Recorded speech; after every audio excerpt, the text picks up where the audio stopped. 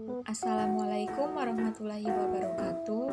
Halo teman-teman, perkenalkan nama saya Sabrina Sela, NPM 2113201018, Prodi Kesehatan Masyarakat Universitas Muhammadiyah Bengkulu.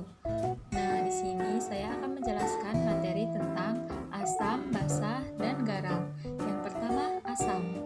Tentu kalian sudah tahu larutan asam dalam kehidupan sehari-hari. Asam banyak ditemukan dalam buah-buahan dan sayuran.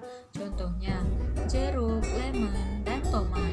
Ada beberapa asam yang dikenal. Yang pertama, asam asetat yang terdapat dalam larutan cuka. Yang kedua, asam askorbat terdapat dalam jeruk, tomat, dan sayuran. Yang ketiga, asam sitrat terdapat dalam jeruk. Yang keempat, asam borat terdapat dalam larutan pencuci mata. Yang kelima, asam karbonat terdapat dalam minuman berkarbonasi. Yang keenam, asam klorida yang terdapat dalam asam lambung dan obat tetes mata. Yang ketujuh, asam nitrat terdapat dalam pupuk dan peledak.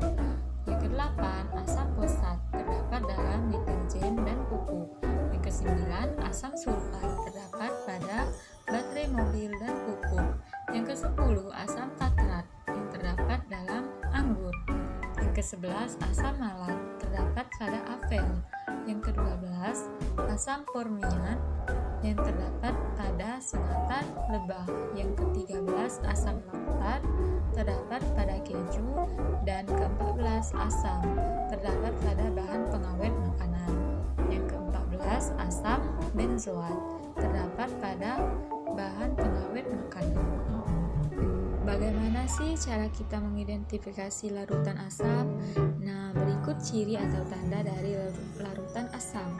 Yang pertama, rasanya masam, tidak boleh dicoba kecuali dalam makanan. Yang kedua, dapat menimbulkan korosi. Yang ketiga, mengubah kertas lakmus biru menjadi merah. Nah, sekarang kita membahas tentang larutan basa.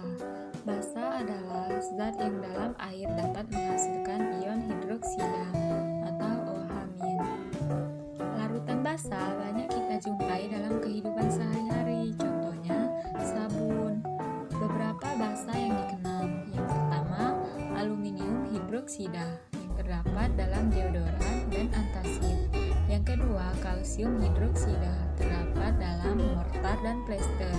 Yang ketiga, magnesium hidroksida terdapat dalam obat urus-urus dan antacid. Yang keempat, natrium hidroksida terdapat dalam bahan sabun. Bagaimana sih cara kita mengidentifikasi larutan basa? Berikut adalah ciri-ciri larutan basa. Yang pertama, mempunyai rasa agak pahit, tidak boleh dicoba. Yang kedua, terasa licin di kulit. Yang ketiga, mengubah lakmus merah menjadi biru. Selanjutnya, perbedaan sifat asam dan basa. Yang pertama, asam. Asam senyawa bersifat korosif. Selanjutnya, sebagian besar reaksi dengan logam menghasilkan H2. Yang ketiga, senyawa asam memiliki rasa asam. Yang keempat, dapat mengubah warna zat yang dimiliki oleh zat lain atau dapat dijadikan indikator. Yang kelima, menghasilkan ion H+ dalam air. Selanjutnya, sifat basa. Senyawa basa bersifat kaustik. Yang kedua, terasa licin di tangan. Yang ketiga, senyawa basa terasa pahit. Yang keempat, dapat mengubah warna zat lain atau warna yang dihasilkan berbeda dengan asam. Yang kelima, menghasilkan ion OH- dalam air. Selanjutnya kita akan membahas tentang larutan garam. Garam adalah senyawa yang terbentuk dari reaksi asam dan basa. Jenis senyawa garam yang paling dikenal adalah garam dapur atau nama senyawa kimianya natrium klorida atau NaCl. Garam ini banyak digunakan dalam pengolahan makanan. Bagaimana sih senyawa garam dapat terbentuk? Nah, jadi salah satu reaksi yang dapat membentuk garam adalah reaksi asam dan basa atau reaksi netralisasi. Pada reaksi netralisasi tersebut akan dihasilkan garam dan air. Garam secara luas digunakan dalam kehidupan sehari-hari. Antara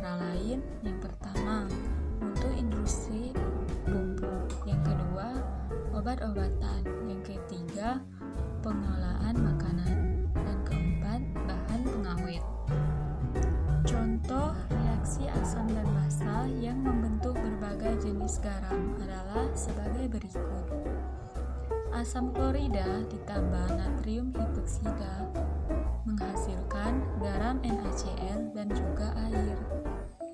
Nah, itulah penjelasan tentang asam, basa, dan garam dari saya. Semoga bermanfaat untuk kita semua. Jika ada kata salah dan salah penulisan, saya mohon maaf. Saya akhiri. Wassalamualaikum warahmatullahi wabarakatuh.